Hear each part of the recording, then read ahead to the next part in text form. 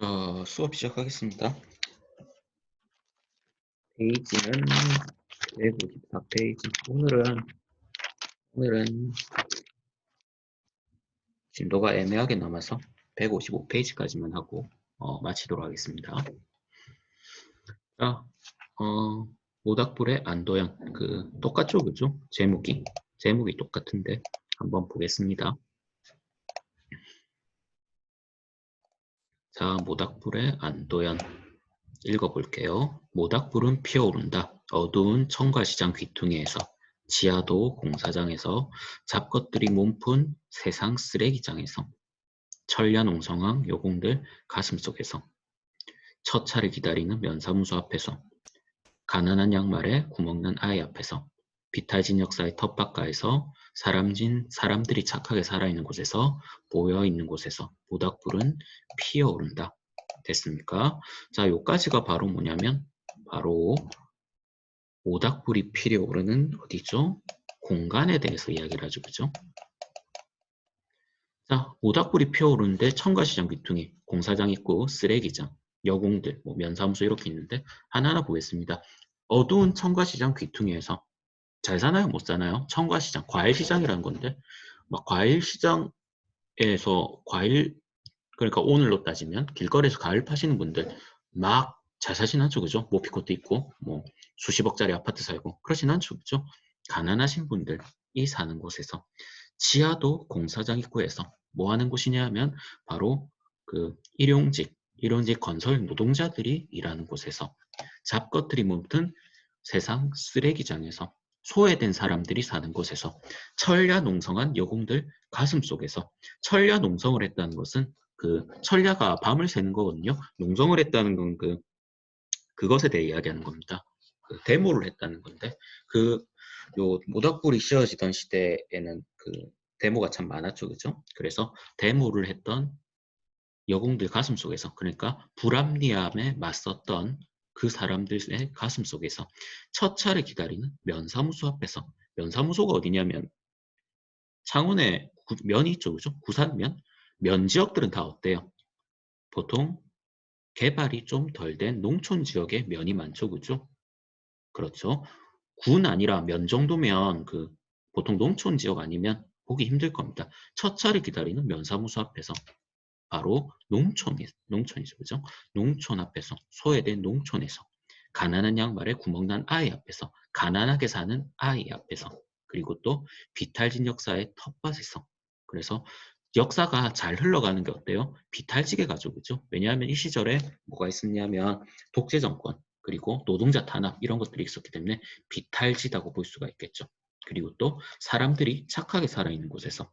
자, 그렇다는 것은 무슨 말이냐면 어떤 공간이다? 가난하지만 착하고 정의로운 사람들이 있는 곳에서, 그런 공간에서 뭐는 피어오른다? 바로 모닥불이 피어오른다. 됐습니까? 그럼 모닥불이 피어있는 공간이 어떤 곳인지 알 수 있을 것이고, 뒤에 가서 정리 다시 할게요. 밑에 1번 하면서 하면 됩니다. 자, 그리고 더 읽어보겠습니다. 자, 그 다음은 뭐냐? 바로 모닥불이 피는 시간입니다. 얼음장이 강물이 눕는 섣달에 되게 추울 때예요. 그리고 또 낮도 밤도 아닌 푸른 새벽에, 새벽이라는 것은 햇볕이 들기 전, 낮이 오기, 해가 뜨기 전이죠, 그죠? 제일 뭐 할 때? 제일 어둡고 힘들 때, 푸른 새벽에, 동트기 10분 전에 조금만 있으면 희망이 나타나는데 그걸 견디게 누가 해준다? 모닥불이 해준다는 이야기죠. 자, 그리고 오른쪽 가서 쌀밥에 더운 국 말아먹기 전에, 요새 학생들 맨날 쌀밥에 더운 국도 안 말아먹고 다이어트 한다 그러는데 옛날에는 그렇게 잘 살지가 못했기 때문에 쌀밥에 더운 국을 말아먹기 전이라는 것은 노동자가, 그리고 농민들이 부유한 삶을 얻기 전 단계죠. 그죠? 그리고 또 무장 독립군들 출정과 부르기 전에, 압록강 건너기 전에 독립군들이 압록강을 넘어서 진격을 해야 되죠. 그렇다는 것은 어떤 때냐? 무장 독립군은 불이라는 일제에 대항하는 존재죠. 그죠? 불의에 대항하기 전에, 그리고 또 배부른 그들 잠들어 있는 시간에, 잘 먹고 잘 사는 그런 인간들은 우리같이 못 사는 사람들 생각지도 않고 그냥 쿨쿨 잠들어 있는 시간에, 그들이 방심한 시간에, 그리고 또 쓸데없는 책들이 다 쌓인 다음에 이게 뭐냐면 그 이야기입니다. 쓸모없는 지식인들, 쓸모없는 지식을 넘어서 행동해야 될 시간에 뭐는 피어오른다? 모닥불은 피어오른다. 자, 여기까지가 뭐냐면 모닥불이 피는 바로 시간에 대해서. 자, 그 다음에는 뭐 나오냐면 모닥불이 어떤지를 알려줍니다.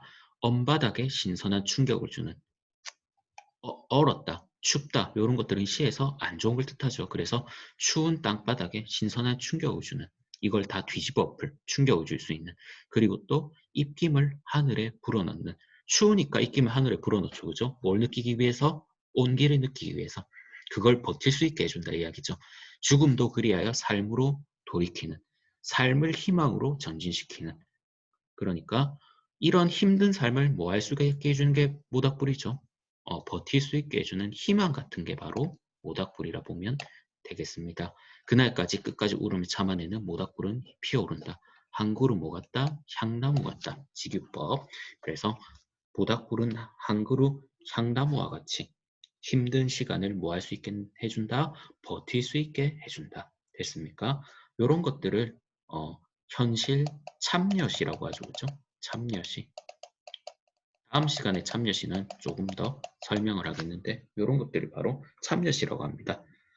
참여시가 뭐냐면 바로 순수시랑 대비되는 건데 순수시가 뭐냐 정치라든지 이런 거를 다 고려하지 않고 시의 본질에 맞게 사람의 기분, 감정, 뭐 사랑이라든지 순수한 슬픔이라든지 이런 것들을 노래하는 시가 바로 순수시라면 참여시는 그 반대편에 있는 겁니다.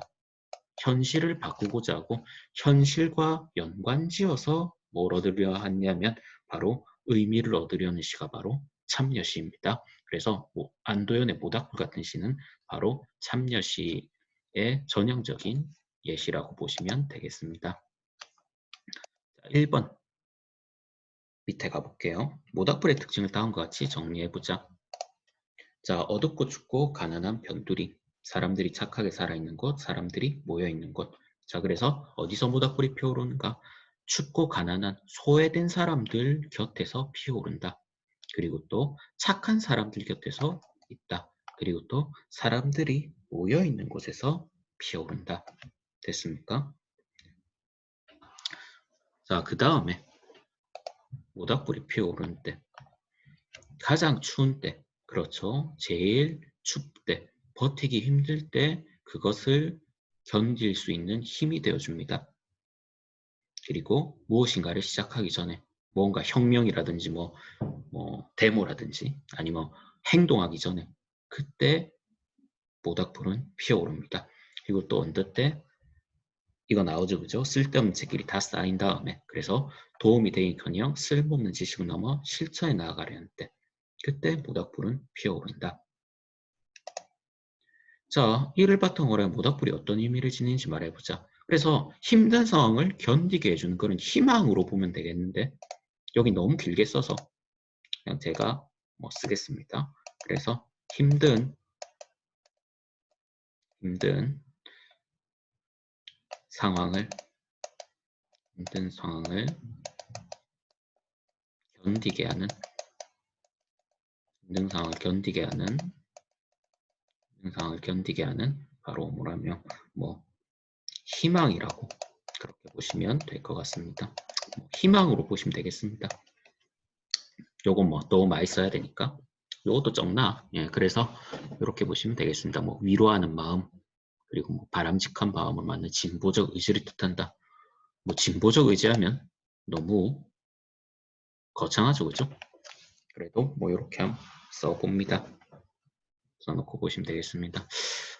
이 진보적 의지 요걸 설명하려면 좀 뭐 오늘 155페이지까지밖에 안 할 거니까 요거 조금만 더 설명을 한번 해보겠습니다. 그 다음 시간에도 좀 더 설명할게요. 그래서 순수시랑 참여시가 있는데 순수시는 아까 이야기했던 사랑이라든지 뭐 슬픔, 순수한 사람의 정서에 대해서 이야기를 한다면 그건 보통 순수시랍니다. 근데 이렇게 판단하는 게 아니라 참여시가 아니면 다 순수시라고 그렇게 보시면 됩니다. 참여시, 그럼 참여시가 뭔지만 알면 되거든요. 참여시가 뭐냐면 바로 현실, 현실과 관련지어서 현실에 대해서 이야기하는 시가 바로 참여시입니다. 현실 정치가 어떻다, 아니면 일제의 포갑 정치가 어떻다, 뭐 아니면 뭐 현실의 뭐 인간소에 대해서 어떻다, 이런 것들 바로 보통 참여시를 하는데, 뭘 띌 수밖에 없냐면 참여시는 바로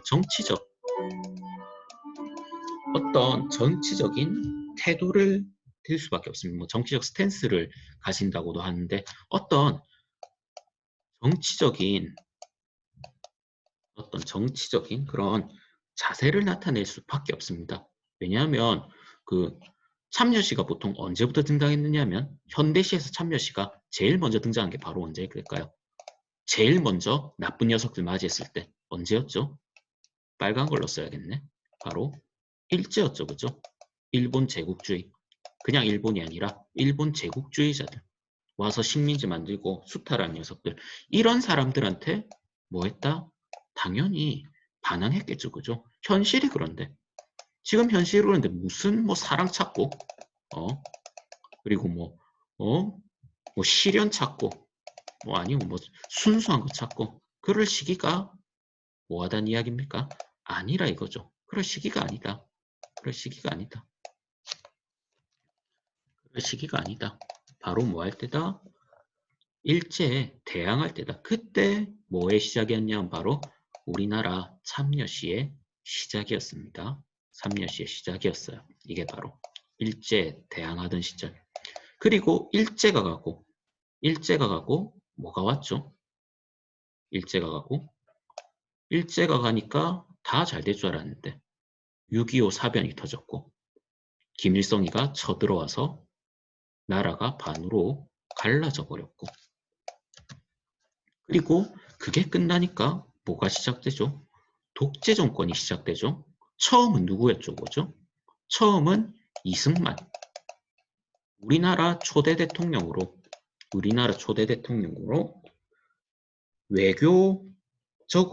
외교적으로 우리나라를 승전국으로 만들어주고, 그리고 또 뭐 공산화를 막았다는 그런 공도 있겠지만, 이 인간이 계속 독재를 해먹으라죠, 그죠? 그러다가 뭐가 옵니까? 4.19 민주화혁명으로 얘가 제거돼 버리죠. 그럼 끝날 줄 알았는데, 물론 4.19 민주화혁명 때도 참여시 엄청 나옵니다. 독재를 하려드니까. 그리고 또 그 다음에 뭐가 오느냐 하면, 그 다음 누가 오죠? 그 다음에 박정희가 오죠, 그죠? 공과를 떠나서 얘가 뭐 이 사람이 아니면 혹은 이분이 잘하고 못하고를 떠나서 물론 공도 대단하죠, 그죠? 그 우리나라 산업화, 그리고 우리나라에까지 오는데 뭐 많은 사람들이 박정희 역할이 지대했다. 뭐 없었으면, 이 인간 없었으면, 개발 독재 안 했으면 우리나라 아직 빈민국이다, 이렇게 주장하는 사람들도 있죠. 근데 그 공과 가를 떠나서 이 사람이 몇 년을 해먹냐면 18년을 대통령을 해먹습니다. 18년은 엄청난 독재 정치죠. 대통령이 18년 계속 헌법 고쳐가면서 해먹었다고 생각해 보세요. 지금 그걸로 봐도, 지금 기준으로 봐도 이건 말이 안 되는 거거든요. 18년을 이 혼자 뭐 공과를 떠나서.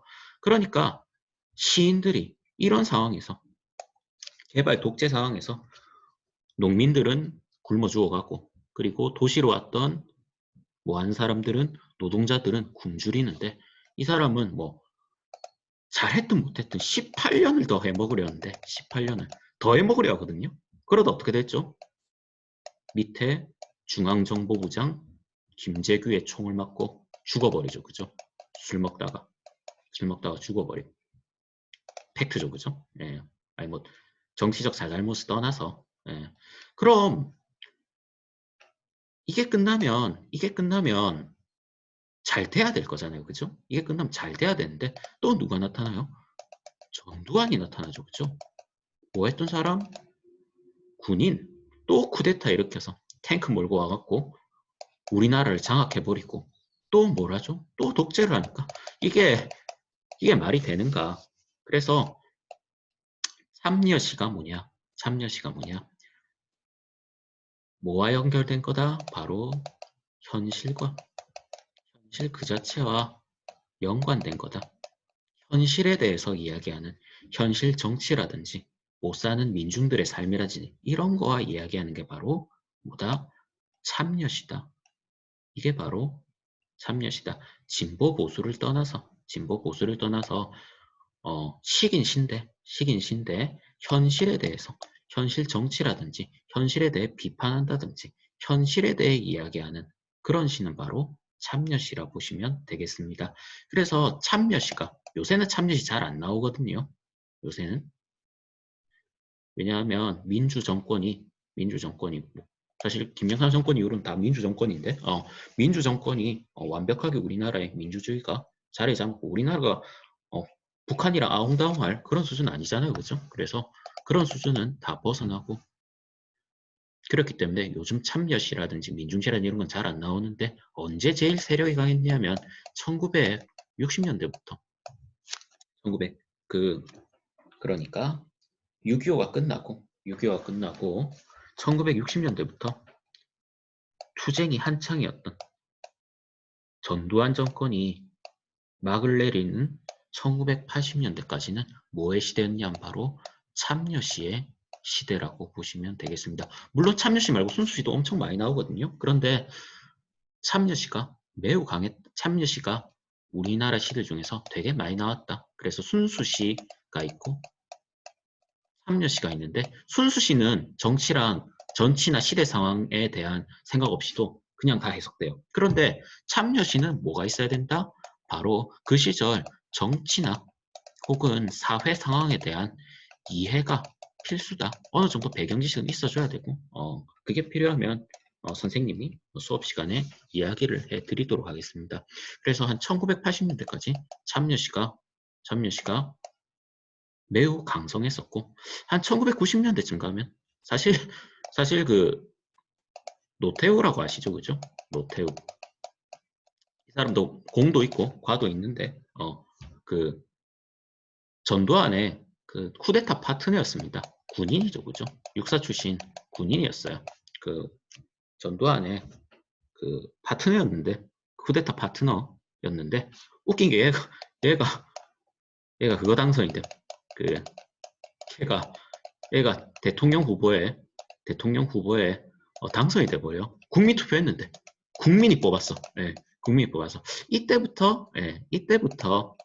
이때부터 참여시가 좀 쓰이도록 하죠. 왜냐하면 국민이 뽑은 대통령이 당선이 됐으니까. 그리고 그 다음 대통령 누가 되죠? 김영삼. 민주화 투사였습니다. 매우 민주화에 목숨을 걸었던 김영삼. 뭐 이제 민주정권 된 거죠. 그죠? 그 다음 그때 김영삼과 쌍벽 이름 누구? 김대중.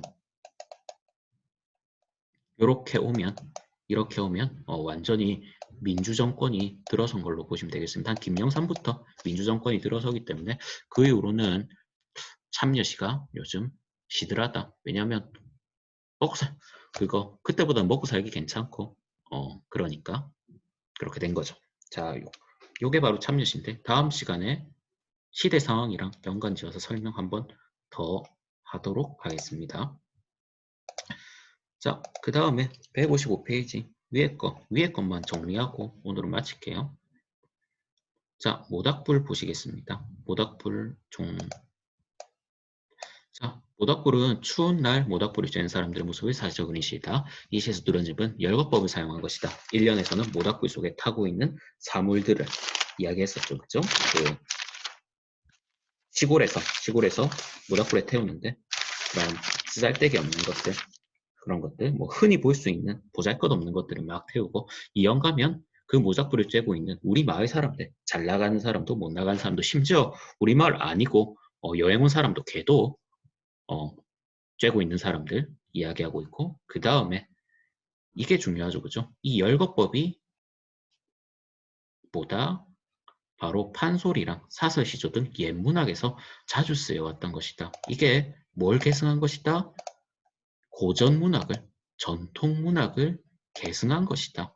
빛을 그어놓습니다. 열거법은 판소리와 사설시조 등의 옛문을 자주 쓰인 것으로 전통 계승의 측면으로 이해할 수 있다. 별표를 해놓습니다. 중요합니다. 그래서 이게 왜 중요하냐면 백석의 모닥불 요거 근대화 시기에 쓰여졌던 현대시죠, 그죠? 그런데 무슨 주장을 하는 사람들이 있었느냐면 현대시는 외국에 있는 걸 그냥 가져온 거에 지나지 않는다. 외국시다. 이거 우리나라 시 아니다. 이렇게 주장한 사람들이 있었는데 그 주장을 반박하기 위해서 교과서에서 반박하기 위해서 이런 것들을 갖고 온 겁니다.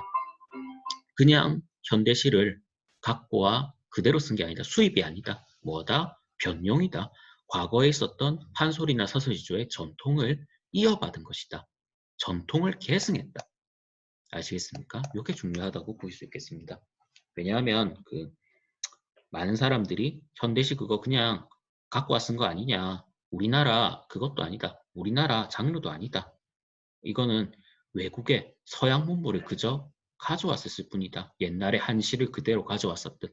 이렇게 주장하는 사람도 있었고 교과서는 그러면 안 되잖아요. 그죠? 교과서는 우리 민족의 것, 우리나라의 것 이런 것들을 소중히 여기는 그런 태도를 학생들한테 가르쳐줘야 되는데 이걸 받아들이면 안 되잖아요. 그래서 뭐다? 받아들인 거다. 전통을 계승한 거다. 이렇게 주장하는 거니까 되게 중요한 파트라고 볼 수 있겠다. 됐습니까? 자, 그리고 백석시의 특징. 여미추천 쓴다. 평안도 방언 사용. 그래서 백석시 특징, 평안도 방언 사용, 그리고 고향에 대한 그리움. 요게 백석시의 특징이다. 저번 시간에 했었습니다. 자, 그리고 세 번째 문단에 가보면 1년과 3년이라는데 3년이 특이하게 뭐라 그랬죠? 우리 개인의 아픔을 우리 민족의 아픔으로 주제의식을 확대시킨다. 됐습니까? 그래서 우리 모닥불 피고 있다가 이 모닥불이 우리 할아버지가 고아가 된 슬픈 역사가 있다. 이런 식으로 우리 민족의 슬픈 현실로 우리 민족 개인에서 우리 민족이라는 거대한 개념으로 넘어가게 해주는 주제의식을 훨씬 더 확장시키는 그런 기능을 하고 있다. 몇 년이? 3년이 됐나요? 자, 그 밑에 백석시를 좋아한 일본 시 요건 그냥 한번 읽어보시고 시가 괜찮았나 봐요. 그래서 심지어 좀 뭘 좀 아는 일본 시인들도 백석 한마 좀 시 좀 쓴다 이런 식으로 발휘했던 사람들이 옛날에 있었고 그리고 그 밑에 여거의 그 작품 여운안골 쪽 한번 찾아서 읽어보십시오. 이것도 무슨 특징이 있냐면 평안도 방언 사용이라는 특징이 있고 그리고 그 다음에 보면 이용하게 전라도 가시네 나옵니다. 전라도 가시네. 그래서 전라도 가시네를 보면 여기 나와 있는 백석의 모닥불처럼 뭐가 사용되느냐면 그 방언이 잘 사용되어 있다라고 보시면 되겠습니다. 둘 다 중요한 작품이고 모의고사 풀면 결국 한 번은 맞닥뜨리게 되거든요. 한번 요즘 쉴 때 네이버로 한번 검색해서 읽어보시는 걸 추천드립니다. 다음 시간에는 농무 들어갈 건데 참여시에 대해서 조금 더 설명하고 농무 들어가도록 하겠습니다. 오늘은 여기까지만 하겠습니다.